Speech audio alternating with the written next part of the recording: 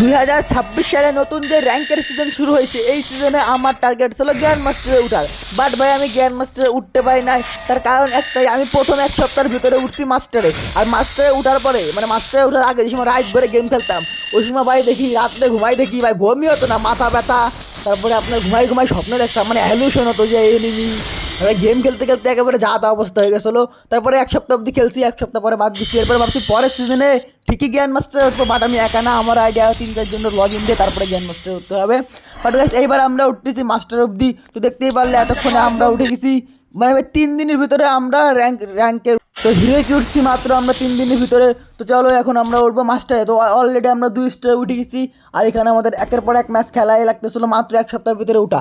আমার লিস্টের ভিতরে আমি সবার আগে মাস্টারে উঠছি।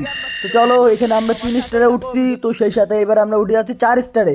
আর ভিডিওটা কিরকম লাগছে কমেন্টে কইও। প্রত্যেকটা ম্যাচ খেলার শেষে আমাদের ক্যামেরা অন করা লাগছে, মানে স্ক্রিন রেকর্ডার অন করা লাগছে। তারপরে এই ভিডিওগুলো করা লাগছে, এই ভিডিওগুলো করা শেষ হলে আবার এডিট করা লাগছে। তো এত কষ্টের পরে আমরা উঠে গেলাম মাস্টারে।